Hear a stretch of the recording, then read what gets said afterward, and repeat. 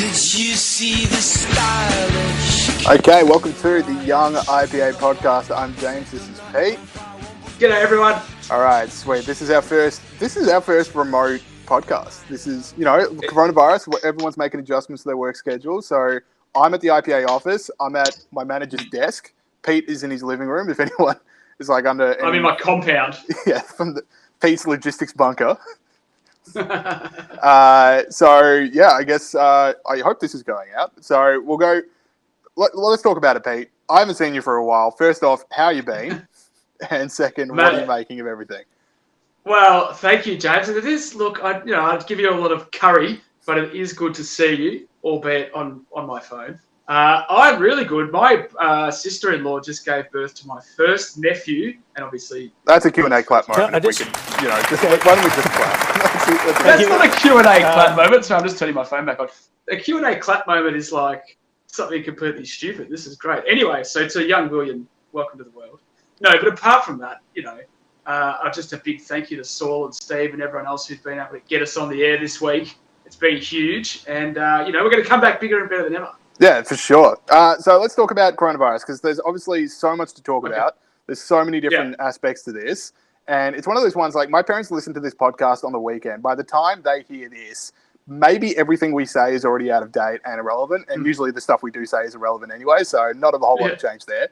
But I suppose we better talk about something. So I guess, like, the three things, as I see it, that I really want to talk about is the, like, business closure and the MyGov absolute meltdown that happened, and the Centrelink stuff. I also want to talk about Ruby Princess and okay, so there's basically two major things. But Pete, let's just get your thoughts up the top here. So where are you at with what you're seeing in the world, apart from what the hell is going on? That's a very open-ended question, James. Now, look, from my perspective, it feels like we're in two camps. There's we should shut everything down straight away, or we should do this gradually and not hurt businesses and all that too much. Obviously, I fall in the latter camp. That's based on my sunny classical liberal outlook on life. I don't think we should be rushing into it. I did notice overnight, actually, and I'm just looking at my laptop now, 800 professionals from the fields of epidemiology and medicine have signed a letter organised by Yale University, James, that says crackdowns, shutdowns, travel restrictions, sweeping closures, and work restrictions could be counterproductive. So I don't think we should be rushing into stuff. We saw today Albanese sort of take the ALP on a different direction and break the unity with the coalition on how we should deal with this. I lean towards, in general, less restriction and slower restriction as opposed to shutting everything straight away. Yeah, like, I'm with you. Like, no one wants people to die, because, like, when Trump starts talking about economic recovery and people start saying we need to slow down the restrictions, it turned in on Twitter to we have to sacrifice our grandparents so the GDP can go up, which is like this so unhelpful way of putting it. And it's not what anyone's saying. And obviously you don't want your country to turn into what's happening in Italy, Spain, and France, which is just, those places are all in complete meltdown. There's thousands and thousands of people. And, you see those reports in the hospitals, like people are just getting, that person lives, that person dies kind of stuff. So you don't want your country to get there. So I get a lockdown briefly just until we know how many people actually have this disease and we can get some more information on it. But then, like, when Scott Morrison says pubs, clubs and restaurants are closed and it's going to be 6 months of closures and we're going to have 1 million people unemployed, you just got to go, like, can we take a weekend to think about that? That is so many people unemployed out of nowhere. And, your heart breaks. Like, if you saw everyone saw those Centrelink queues where people lined up around the block. That's some heartbreaking stuff to just see how many people are out there suffering economically. I mean, you have the health crisis, but now we've got the economic one as well. So I want to get into the Centrelink stuff at the start, but first things first, Scott Morrison says we're going to increase the New Start thing, so we're going to get a whole lot of more people getting unemployment benefits. Now, Pete, I want to ask you something that's happening over in Scandinavia, Britain, and probably the US, is that the governments are more subsidizing wages instead of raising unemployment. So the government's allowing businesses to keep paying their employees. And I like that more because that means that the employees still have a job, and when this is all over, they will have a job to go back to, rather than just, hey, 6 months from now, that cafe is closed and it's not coming back. So even if you thought you had a job to go to, you don't anymore. Yeah, exactly right. It's better to keep people in jobs as opposed to put people onto welfare. The US is doing that in some circumstances, paying 100% of the wage bill of certain Yeah, sweet. customers. So I definitely favour that over more welfare. Obviously, people's wages are generally more than welfare, so it might be more expensive, but they don't have to pay the full wage.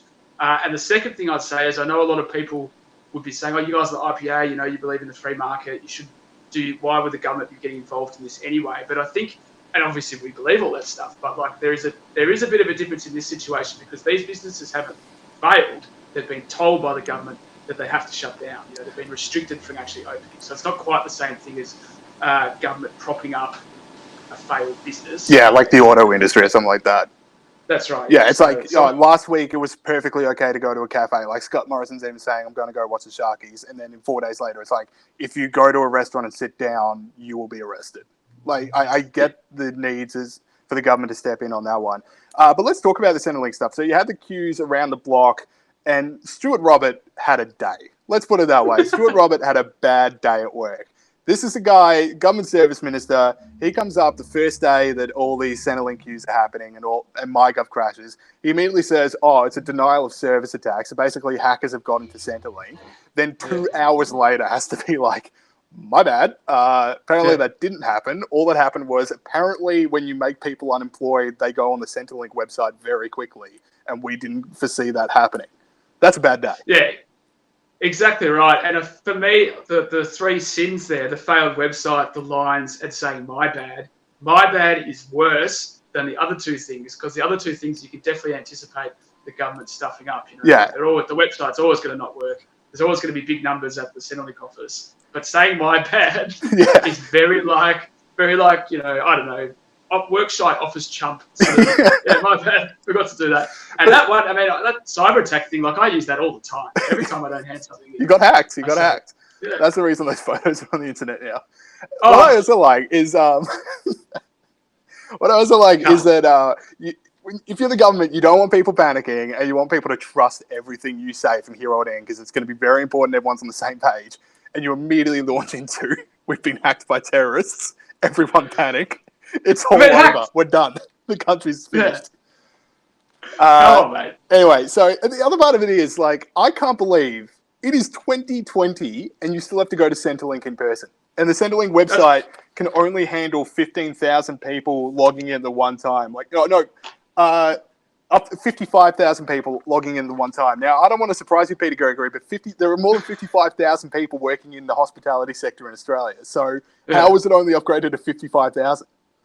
Well, look, they didn't know this was going to happen, but Centrelink, as you said, Centrelink shouldn't exist. Like, it should just be online. You should do it on an app with your eyelids or something. You shouldn't even have to, do anything apart from that. But no, I agree. Centrelink is out of date. Can you imagine Apple having their website's down the day the new iPhone comes out? They're like, "We didn't think many people wanted this. This is ridiculous." Yeah, cyber attack. Yeah, no, look, you're right, mate. But I guess the government, in their defence, they didn't know that a million people. Like 2 weeks ago, they didn't know. Yeah, but I think if you're going to go, righto, everyone's getting fired, we need to build things up, I think you set the number a bit higher than 55,000. Yeah, you're probably right, mate. Yeah, you're on the side of the government. I'm going to attack you until you admit. Well, I'm just letting you have it because. All right. Then the last thing I want to talk about before we get into heroes and villains is there's all this coverage about Victoria Premier Daniel Andrews and the New South Wales Premier going harder on lockdowns than any other state, and even going against the wishes of the federal government on some things. And New South Wales, are they just overcompensating for the Ruby Princess thing? Because that just seems to be what it is. So if anyone missed it, Ruby Princess cruise ship comes in, allows 2,700 passengers to disembark, even though 13 were suffering from respiratory problems. And it turns out 130 passengers had coronavirus, and they all just got waved off the boat. As everyone's talking about, we need to close borders. Yeah, waved off the boat straight into central Sydney. Bernard Keane wrote in Crikey yesterday. I don't always agree with Bernard Keane, but he's exactly right. Someone has to lose their job for this. We've got hundreds of thousands of people out of work for no reason, no fault of their own, and yet a bureaucrat is effectively killed people. Let's be honest. People are going to die because of this. And no one's lost their job yet. So some heads have to roll at some level. And yes, I agree with you that this is her overcompensating for that a little bit. It was so crazy the way that Daniel Andrews was like, all right, we're going to go into shutdown. this is Sunday, without doing any thought about it, and then a few hours later said, actually, we're not going to go and shut down, having had a good stern talking to the ScoMo. So, I mean, that is panicked leadership, and yeah, the whole thing's been a bit of a debacle in that regard. Yeah, and then like Daniel Andrews going, okay, we've now got stage 2 restrictions, and stage 3 is on its way, but I'm not going to tell you what that is. Yeah, or when. When's it coming? Just know it's coming, and it's going to be bad. Yeah. So I've just got to sit here in panic. That's basically it. Yeah. Anyway, exactly so right. you got any more That's right, coronavirus takes? Because we can move on to heroes and villains. Let's get on to heroes and villains. I don't know if we do have Grunt the Pig's freedom snort. I think he's another victim of the coronavirus lockdown. But imagine a snort of a pig that stands up for freedom. That would be playing right now, because we're going to talk about the people around the world that are standing up for freedom and standing up for good. So, Pete, I'll get you to start off. That's good, mate. I'm just scrolling through my laptop, which is on my lap. Okay. Now, I wanted to do delivery strippers for this bit, but James said that was too lowbrow and creepy. So fair enough. I'm not going to do the delivery strippers. Speaking of someone who is never creepy, Elon Musk donated more than 1,000 ventilators to officials in Los Angeles to meet demand as the pandemic of coronavirus becomes more severe. In addition, he said he's going to adapt his Gigafactory facility in New York so that it stops making pointless Teslas and starts making ventilators. Elon Musk, we give you a little bit of crap on this show, but good on you, mate. He's trying to help. He's got a lot of money, but he's using it for good. Elon Musk, you're my hero this week. Yep, and you better use those ventilators, because if you don't, he's going to call you a pedophile on Twitter. He might, yeah. So, yeah, he might still do that. He's let us know his playbook early on. He says, look, I'm doing a really good thing here. If you don't use them, consequences. He's a flawed genius. What can I say? But, yeah, no, good on him for that. No, fair enough. All right, so this one made the rounds on social media. My heroes this week is just collected mayors of Italy, specifically Antonio Totolo, the mayor of Lucera. Hope I'm pronouncing that right. There is absolutely no chance that I am. So it was like this compilation, and I think I'm playing him now, so hope for the best there. But anyway, so it's all these Italian mayors. They're all lined up talking to their constituents about the need for people to stay in town. You start off with like just casual, please stay in town. One mayor saying, you don't go out and stroll in my neighborhood. This escalates to people like running around, chasing down people playing ping pong in the street and saying, go home, and saying, we need your girlfriends to come here with clubs. But anyway, Antonio Totolo, the hero of this whole thing, here's his full quote, and I have to like scale it back a bit, but he's talking about people that are ordering in mobile hairdressers. So he says, getting in mobile hairdressers, what the F is that for? Do you understand that the casket will be closed? Who the F is supposed to even see you with all your hair done when you're in the casket? What a hero. Yeah. That is hilarious. Yeah, absolutely. You do yourself a favor and Google those, because there's like 12 of them. And I can say this because my girlfriend's Italian background, but they have a very colourful way of speaking, the Italian people. I didn't realise it, because I can't speak Italian. But this, like, there's just all these mayors that are just like, I used to have 20 people running the city. Now there's 100 people, thousands of people running. Come on, are you guys serious? It's very fun. Check that. Yeah. The other part of it, I wanted to, because I want to vote for this guy. I thought that was so hilarious, that line. I want to vote for him. And I wanted to look up whether or not it was one of those, those Italian towns where you can buy a house for $1. So we can get some land property in there and then register to vote.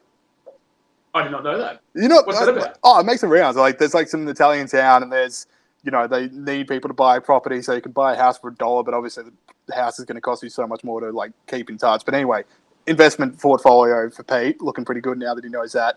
But I did find a townhouse in his town for $40,000. So if we want to pass the hat around with the official IPA budget, we can get some things happening. I still don't quite get it. So you buy the house. Yeah. Why is it so cheap? So it's $1 for the house. Yeah. Now, the house might be falling apart, so you need to renovate it anyway, and there might be literally nothing to do, but you can own a house in Italy for $1. It might be Greece, now that I think about it, but I think it might also be both. I'm going to look into it. I don't quite get it. I'm going to look into it. All right. Sweet. We'll now go over to our villains. I have to play the video, so this is work abuse. As Extinction Rebellion protests enter their 6th day. I'm assuming that it's the clip of the Extinction Rebellion protesters who are doing a nudie run to save the planet back in October, but they are not really nude. So for me, we name the villain after them, the villain of the week after them every single week for that. James, give us your villain of the week. All right, so my villain of the week, New York Times. So, sorry, I'm still still flying live. Steve has had enough of me. He's taken over. I apologize to everyone for that. So the New York Times, my villain of the week. So here's how, over in the US, they are putting together their stimulus package. They're arguing it out over who gets what, when, and where.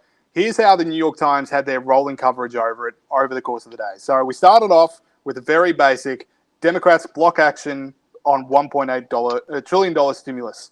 Now, later that day, that moved to Democrats block action on stimulus plans seeking worker protections.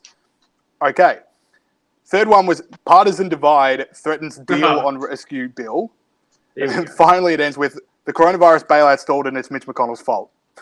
Now that is some big level journalism right there. So that's over the course of one day. Over the course of one day, they were like, okay, the Democrats are what's holding this up. Now it's both parties. Now it's Mitch McConnell. Just always got to stay on the party lines. These people, they're like, Trump has got to respect the media more, blah, blah, blah, blah, blah. Yeah, exactly. Then they do stuff like this. He's hollowing out faith in the institutions we have. Yeah, it's Trump's fault. All right, so that's mine. You got yours? Yeah, I've got mine, mate. I just realised the screenshot I did of this tweet is really small, so that's helpful. But do you want me to read it out?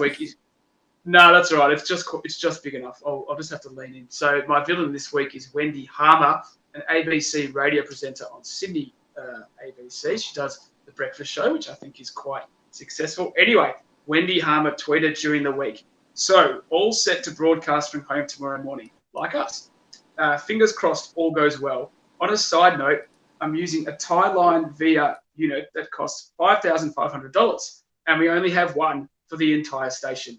Clearly not enough in times like these. More funding for the ABC, please. Wendy, is it realistic to think that the ABC will get more funding, knowing there are hundreds of thousands of people out there that are getting laid off work right as we speak? The ABC are the people, and the government, and all the people in government and ABC and bureaucracy and things are the people that are actually making these decisions to put people out of work. And to say, we need more funding at a time like this is just to show how absolutely out of touch the ABC are with the wealth creators in this country, who are the people that are currently suffering. So, Wendy, for that silly request for more funding at a time like this, you are my villain. I'm not going to lie, Pete. My audio and video cut out for that entire rant, and it just came back when you said that is my villain. So I'm just going to assume what you said was amazing, and we're just going to move on. It was really good. Yeah. It was really good. I had my own points about it, but I don't know if I'm just going to step over yours. Did you just basically go, can we just rip the ventilators out of people that need them's mouths just so we can pay for the ABC? Do you know what? I didn't say that, but that's a good point as well. All right. That's a really good point as well. But I just want to make one more point, which I didn't make, which you can see later anyway, is that, I don't think a single bureaucrat has lost their job. Okay. I don't think a single bureaucrat has lost their job because of this thing yet. There's been a pathetic pay freeze for the bureaucracy. Yeah. Whilst, thousands and thousands of wealth-creating Australians who pay for the bureaucracy are losing their jobs. So, maybe we should lose some of the Department of Education. Maybe we should lose some of the bureaucrats we employ to talk about climate change. That would be a good way to save money. Well, there we go. That's another point. That's some big journalisming point. All right, cool. Let us go to the next part of the show, I guess. Let's do it. Okay, coming up on the show, something a little bit different because I don't really want to talk about coronavirus for 2 months straight, and I think, Pete, you'd be the same. Correct. Yeah, so we're going to bring in Andrew Bushnell, research fellow, good for the Young IPA podcast, great friend of Looking Forward, the IPA's other podcast. Andrew, welcome back to the show. Thanks, mate. Yes, Bushman. We're always on the quiz. What we're going to do this week, but actually first we'll check in with Bushnell. Bushnell, how are you going in the whole working from home, and what do you make of coronavirus and Australia's response? Well, we've had a bit of a frustration getting this up and running, and it's mostly because I am, like everyone else in this, like a lot of people in this country, stuck with the NBN. It's a debacle from conception onwards. Has been nothing but a drain on this country and is now destroying me psychologically. So other than that, I'm fine. I've managed to escape the disease that's ravaging the country, but that doesn't mean that I don't have anything to complain about. No. The day the Bushnell runs out of things to complain about, that's a world I don't want to live in. I'm with you. I've got the NBN as well, and just occasionally it just shuts off for like an hour and a half. Like there's nothing you can do. It's just, we're out. And I've gone, that's okay when I'm trying to watch a movie, but when I'm trying to do a podcast, what's going to happen? And it just seems to be like, yeah, you're just going to have to cop it. Yeah, exactly. It's this was scheduled to take place, this conversation, about 6 hours ago. As I Just said, for the viewers. As I said off air just before, we have to use NBN. We wanted to use a private company. They wouldn't let us. It costs more, and it's crapper. This is East Germany. It's all but the torture. Yeah.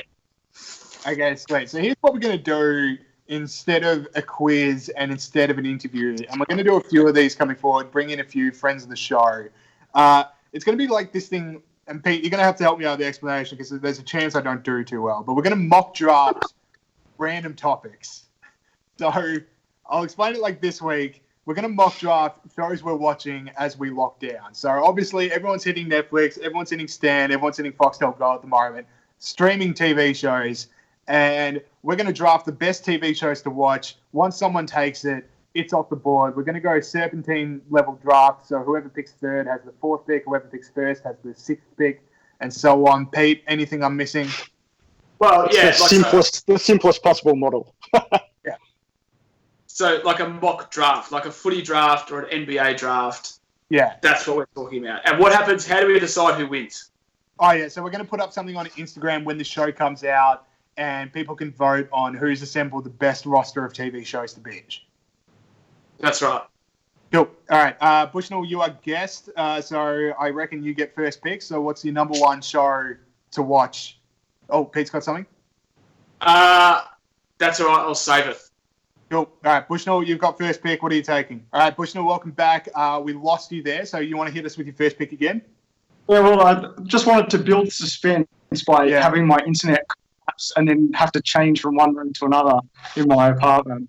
So anyway, as I was saying, I think that the most entertaining show that you can binge watch, particularly if you haven't done but it's worth a rewatch while you're locked down, is Breaking Bad. Oh, yeah. Oh. Picks. I lost you there, Bolter. What did you say, mate? I just said that was one of my first picks. Bushnell, explain your thinking. So I recently rewatched Breaking Bad from start to finish because my wife had never seen it. We actually got Stan just for the purpose of me showing Breaking Bad to my wife. I was like, you have to watch this, so we're getting it, which has been an excuse for me to double the amount of streaming in our house. And I just think that of the golden age of TV shows, as they call it, you know, the shows with the male anti-hero kind of show, I think Breaking Bad is the most entertaining one. It might not be the most deep compared to, say, The Sopranos or Mad Men or other shows that I'm sure that we'll hear about today, but I think Breaking Bad, for sheer entertainment value to distract you from what's going on outside your four walls, I don't think you can get a better choice than that one. No, Can I jump in there? Yeah.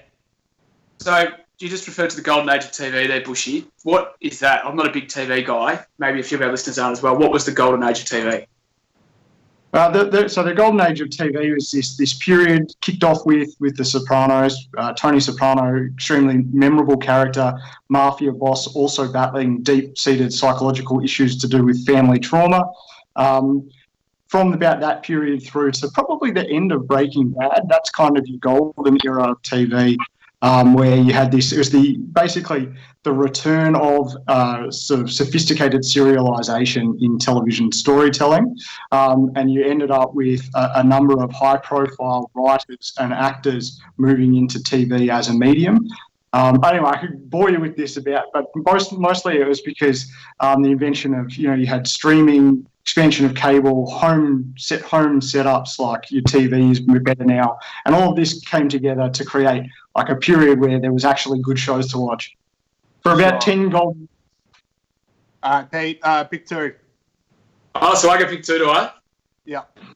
All right, you beauty. Well, as I just mentioned, I'm not a massive TV guy, so I don't watch as much TV as you guys, and I'm not really as interested in this as you guys, but I do want to troll Bolt, and I know that Bolt's favourite show in the world is The Simpsons, and I'm going to pick one. Yes. That was my number one pick. That hurts. Yeah, I know. And also there's like 400 seasons of it, so if this thing goes on for years and years, you can watch them all. It's the perfect pick. I thought I was going to win the draft in the first round, and it's been taken away. It's so much. All right. I gotta say, I was on my list too, but they've buried their good seasons under so many bad seasons. I just wouldn't want to recommend anyone binge watch season 25 of The Simpsons. But there's like 100 episodes of The Simpsons you could watch 40 times, and I have, and it's still funny. Yeah, I have too. All right, so I get 2 picks in a row as we're doing the snake draft. So I get pick 3 and 4. So I'm going to take 1 comedy. I'm going to take 1 drama. I'll start off with the comedy. I'm going to go the Office US version. Again, something you can binge. That's like there's over 100 episodes of it. Most of it is very good. Always like scenes you can come back to, episodes you can come back to. So Office US is my first pick. Over to drama. Bushnell mentioned it before. I had it just below Breaking Bad, and I'll stick by it. Mad Men. Every episode is just so deep. The characters are so good. You love everything that happens. Every episode is good. There's not a single dud among them. So I'm going to go Office US, and I got Mad Men. Back to you, Pete. Very good choices, James. Very good choices. Now, as I mentioned, not a big TV guy, but I do my research. And for this show, I do lots of research. And just before I Googled best television show of all time, and up came Sopranos, number 1, Rolling Stone. They had this big 100 best shows of all time. And number 1 was The Sopranos. So I'll take that. 9 seasons as well, so it feels a bit of content. It is the best show of all time. Are you drafting a show you've never actually seen? That's the thing. I've actually seen a lot of Sopranos. Oh, Not really? like, This is like how Richmond used to do their drafting. It's like the year that Richmond had 5 of the top 20 draft picks and had 1 part-time recruiter.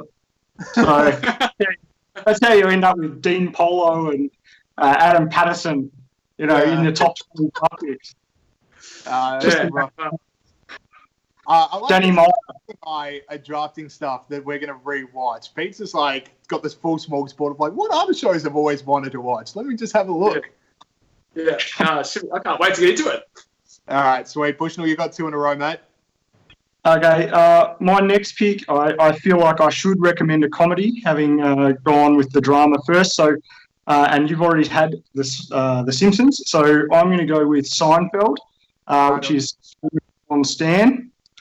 And I think everyone, I've been watching this from start to finish yet again. It's a kind of show, just gets better and better as you watch it. You can't go wrong binge watching Seinfeld. Yeah, strong pick. I had that very high on the board as well. All right, you get another 1 in a row. Can I just make a comment about Seinfeld?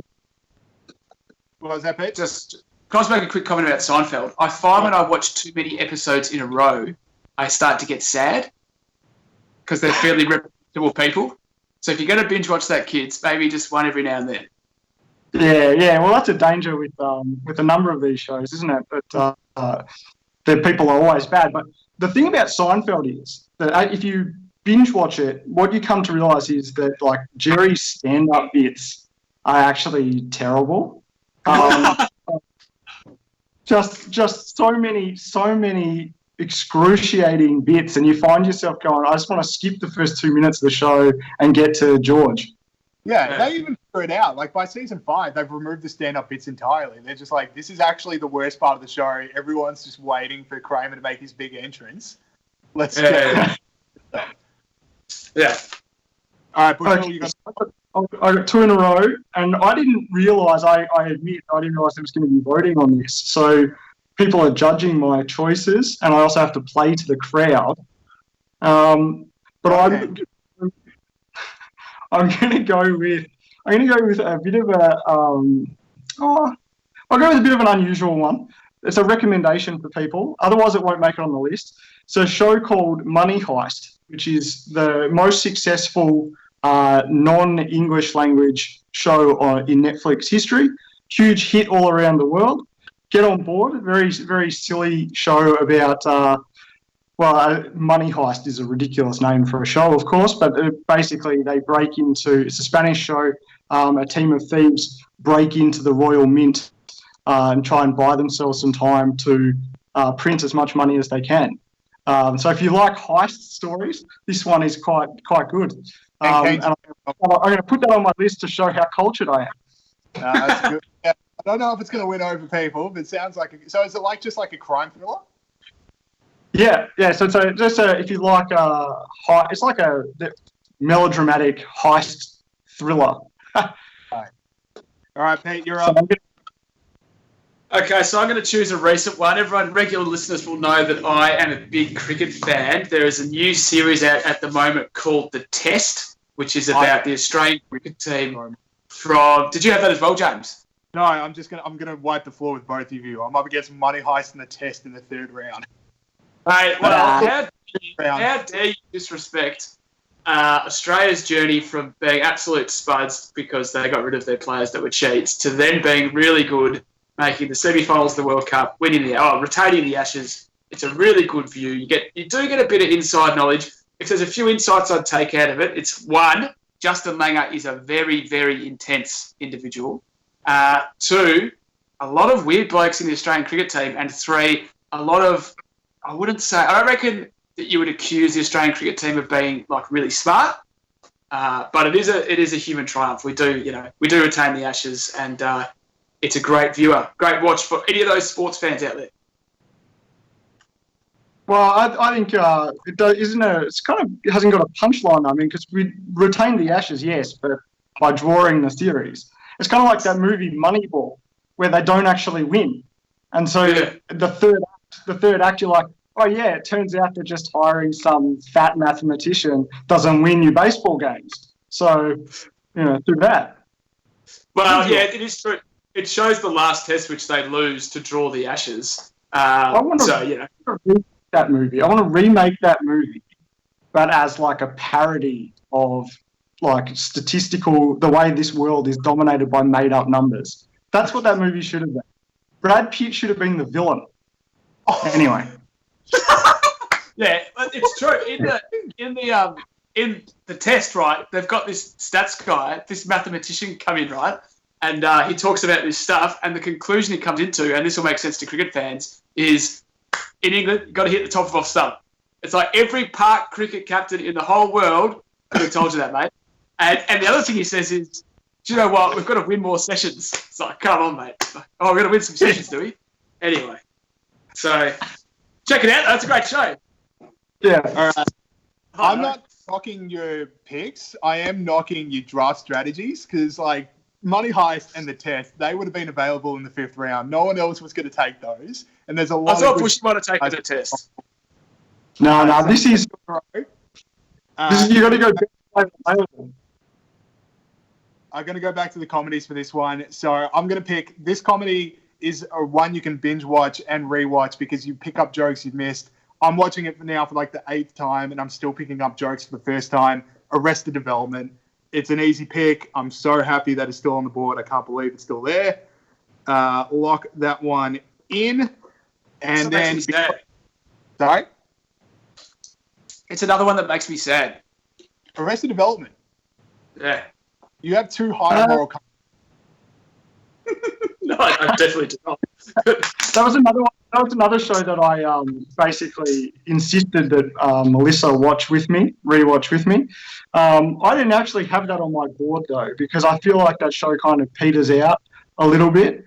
And so again, like you've gone with, and the other thing is I didn't get a chance to say this before, but The Office US is like the classic example of a show just petering out. I tried to watch that again recently. Did not hold up. So I'm pretty happy with putting Money Heist up against that. Sorry, it does fall off a fair bit after Steve Carell leaves, but the last season does rebound. Arrested Development, here's one I figured out only 2 days ago. Now, spoiler for Arrested Development, but kind of not really. There's like ambiguity as to whether or not maybe is actually George Michael's cousin, Bushnell. Yeah? Sorry, say that again. Like ambiguity as to whether or not maybe is actually George Michael's cousin. Yeah, because you don't know whether how she was conceived. Call the character maybe, so he would say, "This is my cousin, maybe." I only figured that out 2 days ago. Anyway, so we'll move on. Now, I beat Troy in the first round by taking The Simpsons, and it burns this pit of hatred in my stomach. So I'm going to return the favor take the only show that Peter Gregory likes. I'm taking Peaky Blinders. Oh, I didn't think of Peaky Blinders. Yeah. That's not a good show. That's not a good show. It is a People good at show. home Why watching not this. something we watch? People are watching this. I mean, honestly, Money Heist versus Peaky Blinders, no contest. I absolutely know what happened seasons 2 to 5. I can't remember. So it's going to be like watching it for the first time again.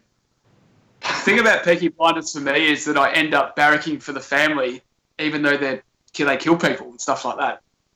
How does that gel with getting depressed about Seinfeld? I'm a complicated animal, Bushy. Like, I don't know, man. I don't know. That's just how I feel. I end up barracking for them, but I feel bad about it. So, no, but I do like Peaky Blinders. That was a good one. So is it my go, Bolt Up? Yeah, you're up, Pete. Okay, I'm going to choose The Office UK because it's just my favourite show of all time. And I think that it's the right, speaking about my need for positivity, it's the right balance of like drudgery and negativity and, you know, the tragedy of existence and all that. But there are moments where there's, you know, real emotion and they do the right thing. Like at the end, the Christmas special, I'm glad they had that Christmas special. Oh, because everyone's seen it, so I'm not going to, you know, ruin it. But where Dawn comes back and Pasha's, what's his face? What's his name? Tim. The guy, the little hobbit fella? Tim, yeah.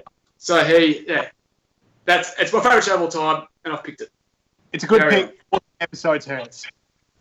Two seasons. Yeah, 14 episodes in total. That hurts on a rewatch. Like, there's only so many times you can watch them all. Yeah, I hear you. That's why he went to 4. It's like that. Who's that fellow that is plays for Richmond but was in jail, so he didn't get picked until he was 26? Marlon Pickett. That's it, Marlon Pickett. It's like Marlon Pickett. All right, cool. Bushnell, your last 2 picks. Okay, I'm going to go with. Okay, I will pick a more of a crowd pleaser to pander to the people, but also something that is fun to watch. So I'm going to go with the it show of the moment, Succession, which you can stream on Foxtel. Yeah, good show. I mean, it's not as clever as it thinks it is, but it's some good lines, creative swearing, which I'm a big fan of, and that'll lead me into my next pick as well. But I would say Succession is for people who sort of like to follow along media and politics, that kind of thing, but you know, not too deeply. And it's just kind of a fun show, and like I say, it's the it show, so I'm sure that it will contribute to upvotes for my overall package. Yeah, good pick. Succession, like season 1 is good, and then season 2 is just next level amazing television. Like they hired all the writers for Veep, they got the good swearers in there. It's so good. I dead set on this show. You should. You would actually like it. Yes. All right. Who would have thought that you were not fashionable? So is this my last? This is my last pick coming up. Yeah. So you actually just mentioned it. So my last pick is Veep. Again, for if you're watching an IPA product, you might be interested in politics. Veep is a satire of the useless people who make up the vice presidency and the associated office in the United States. Julia Louis-Dreyfus, probably the greatest comic actor of her generation, just spitting out absolutely classic swear words and combinations thereof. You can't go wrong with Veep. Tremendously funny show. All right. No, it's a good pick. Pete, you got your last one? Yeah, last one. This one's a bit of a curveball, a bit of a project player. A lot of people might not have heard, heaps of people won't have heard of this show. Bushnell might have, because we're of the same vintage. I'm going to select The Wonder Years, because when I was in like grade 3 and grade 4 and I was coming home from school, they would have reruns of The Wonder Years on TV, and it was absolutely compelling television. Don't you wave your hand at me, James Bolt. It went to 6 seasons between 1988 and 1993. Fred Savage as Kevin Arnold. I can't remember the woman's name, but everyone had a crush on Winnie. Don't know what her real name is. And it had a beautiful opening song, a great version of A Little Bit of Help from Your Friends by the Beatles. Maybe first Pete. What's that? Yeah, it had the Joe Cocker version of the song. Yeah, sing it for us. That's what it is. Oh, what would you do if I sang out of tune? Would you stand up and walk out on me? Beautiful stuff. I don't know how anyone would watch it these days, but you'll find it. All right, I will remind everyone that this is the Young IPA podcast, so thank you for that, Pete. But Good on you, mate. I've got a younger soul than you anyway. I've got a more happy, carefree demeanour. I got two picks here. I've either got the crowd pleaser that's going to secure this title for me, or the one that's true to my heart, and I don't know which way I'm going to go. Crowd pleaser. I'm going to expect. No one cares about your heart, mate. Sorry? Crowd pleaser. No one cares about your heart. This is like, test the I'm market. going to pick Game of Thrones. Boo. See, there you go. That's a win for me. That's it. I've won. You can't honestly recommend that anyone sit through all those seasons to get to that ending. It's not fair on them. It's not fair on them. Hard Home will always be one of the great episodes of TV. Like, no matter how bad the last season was, Hard Home was better. I love Game of Thrones. And one of the reasons I loved it is because there's this modern trend, Bushy, which you can talk about in a sec, of putting unattractive people on TV, whereas Game of Thrones is full of hot people, and that is obviously good. And also good versus evil, interesting stuff. There's lots of forests. I like forests in a TV show. So that's why I like Game of Thrones. But if you could pick up on that same Bushy, because I know that it's... that is right. I've been thinking about this in relation to... I don't know about forests, but has anyone started watching this show, Devs? This show, Devs. I tried to watch it last night. I did not like the look of it.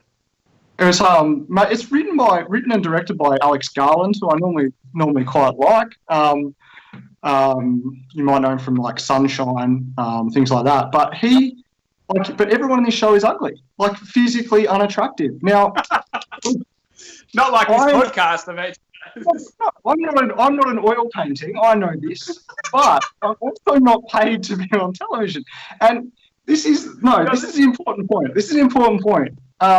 They're doing this to demoralise us. Like when I go out the front door, I see ugly people. I want escapism. I turn on the TV. I want to see good-looking people doing interesting things, not in this case, ugly people doing inexplicable things. I agree. It's part of this, like, they want to, showing hot people somehow discriminatory, or you can tell it's some politically correct thing, right? That's what I mean in this. Yeah, most of the audience for this podcast will listen to it. They won't watch the YouTube video. So I'm on safe ground, I think. That's exactly right. And I think, that that escapism thing is true. James? All right, sweet. What did we all miss? My last pick was between Game of Thrones or the 2017 AFL Grand Final. So, imagine all the Richmond fans voting. That would have been 90,000 votes for that, mate. Just the Tiger website. Also in comedies, I had The Thick of It, which is the UK original version of Veep. Had Frasier, didn't get picked. And then the drama that I didn't pick was 6 Feet Under, which I also like. Anyone else? Any big omissions? What didn't you pick? Justified, I had on my list. Great TV show from the golden age. Narcos Mexico is probably one of the better Netflix options that you've got. And you can because I was watching after Pablo got it. Sorry? I stopped watching Narcos after Pablo died. I had no interest in anything else.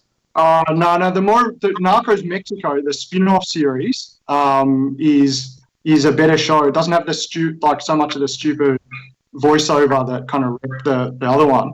I also found out in researching for this, and I wanted to chuck this in, but I couldn't squeeze it into the draft. You can stream Miami Vice on Channel 9's website. So get around that, because Miami Vice is like one of the best shows ever made. I don't It invented a style, invented a fashion. You got to watch it. It's a great show. Don Johnson, get around him. Real public service announcement that from Bushnell. You've got. I was gonna do Game of Thrones. That's the one I couldn't fit in. And to be honest, I only had 6. And if you guys chose 2 of them, I was gonna start googling while we chatted. I knew that no one would do the one to you. So 6 is enough. Yeah. All right. I'll wipe the floor with all of you. All right, Bushnell, thanks so much for that, mate. And we've got another draft for you guys next week. All right, so here's the stuff we got at the end of the show. I want to start off with what is quickly becoming my favorite segment. It is up there with Q&A clap of the week, and I think we're just calling it Joe Biden is 1,000. Yeah, that's what we're going with. All right, so this week's entry to the Joe Biden is 1,000 years old. He's on The View. He's being asked about coronavirus. Now, Trump obviously pretty controversial with the call to say the cure cannot be worse than the disease. They asked for Joe Biden's take on that. Would reassess the recommended period for keeping businesses shut and people at home. Are you at all concerned, as Trump said, that we cannot let the cure be worse than the problem itself? We have to take care of the cure. That will make the problem worse no matter what. No matter what. Your thoughts?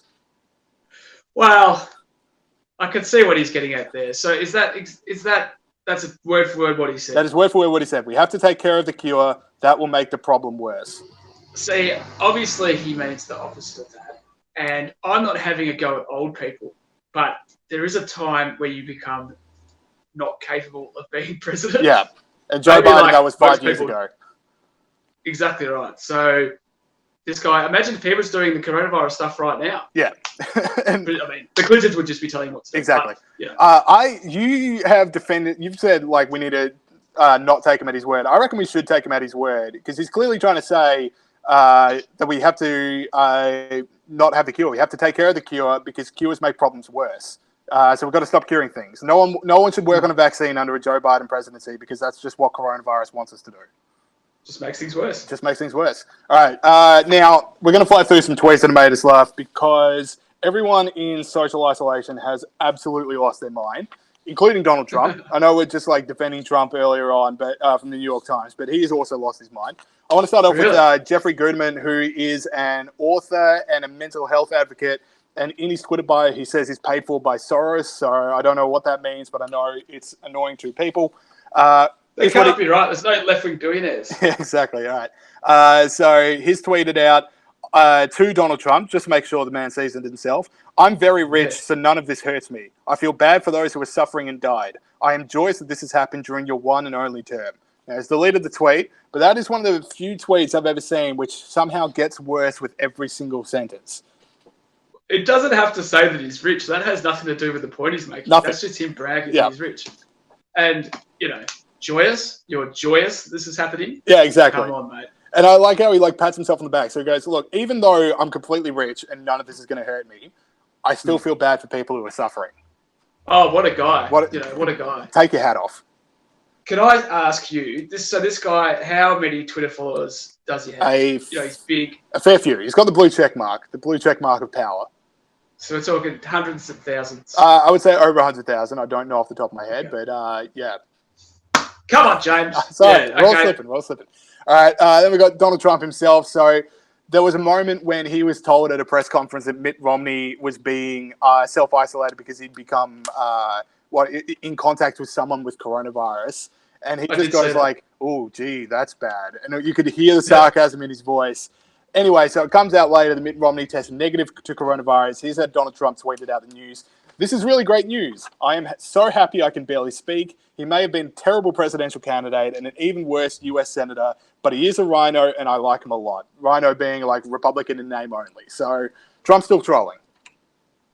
That's the thing. There's a few weird things about that tweet. The first bit, but he is a rhino, sounds like that is like a good thing. Yeah, it's a good thing. He's saying, but he is this. Is that a good thing for Trump, though? Trump would not like that. I think that's also damning with faint praise. The whole thing's a troll. Okay, fair enough. And when I saw that clip that you were talking about, they had and the journo asked him, "Are you being sarcastic?" When he said that thing about Romney, and he goes, "No, not sarcastic at all." And you could tell that he was like, "I shouldn't show that I'm happy this guy is in isolation," even though he clearly was. Yeah, exactly. Well, they say keep up normal behavior in times of crisis. You always got to keep your own traditions and your own ways of being. So I reckon if Trump stops being a horrendous troll and starts forgiving his enemies and being really empathetic, then I'm going to start panicking because what does he know that's made him see God and abandon his ways? So when he does this, I go, things are okay. We're going to come out of this okay. Donald Trump still has not stopped being a complete and utter Twitter troll. He's still operating as always. That's exactly right. He cannot start changing his behaviour now. He's got to keep, doing this stuff. Right. And the last one I've got, so this is fresh off the press. A Green Senator from New South Wales, Marine Faruqi, tweeted out this clipped a speech of her speaking to the New South Wales Senate. Here she goes. COVID-19 is a gendered crisis. Nurses, nurse aides, teachers, child carers, and early childhood educators, aged care workers, and cleaners are mostly women. They are on the front line of this public health crisis and carry a disproportionate risk of being exposed to the virus. Now, Pete, your thoughts? I don't think that coronavirus knows what gender is or has a gender. It's weird that she hasn't mentioned all the male-dominated industries that are also extra exposed to the virus, like police, like doctors. I'm not 100% sure about that one, but I'm pretty sure, like orderlies, like security guards at hospitals. I'm not sure why she wouldn't be mentioning those. In addition, coronavirus kills more men than women. Not that it's a competition, but it does. But we're winning. If it was a competition, we're winning. And the thing is, one of the things about coronavirus, which I think is going to be good, is that it's going to kill identity politics and climate change. Like, this is what a crisis looks like, not, the temperature going up by, half a degree, whatever. And identity politics is stupid in a time like this because the coronavirus does not care what your gender is. It will get you. I just can't believe it took this long to get here. It's been 5 whole days before we had someone try to bring identity politics and gender politics into coronavirus. I saw a few ones before this, actually. Oh, really? All right. Well, okay. So maybe I've just been missing it, but I've not seen, I thought we would have got here, I don't know, March 10. I thought March 10 would have been a time to really get gender into it. March 28, I'm just like, you've lost your fastball. Yeah, you're getting a bit sloppy. Well, there was some in America, and obviously this person has seen, those American articles and tweets, and she's like, you know what, I can make a bit of hay out of this, and away she's gone. Yeah. All right, so that is it for the show this week. We're going to be doing a whole lot of remote shows coming up, talking, since we've got this shutdown, who knows how long it's going to be. So, yeah, we'll see you guys next week. Thank you so much for listening. Thank you, everyone who made this show possible. Keep going. Oh, how's that? I'm ready to run through a wall. All right, see you next week. Inspirational. See ya.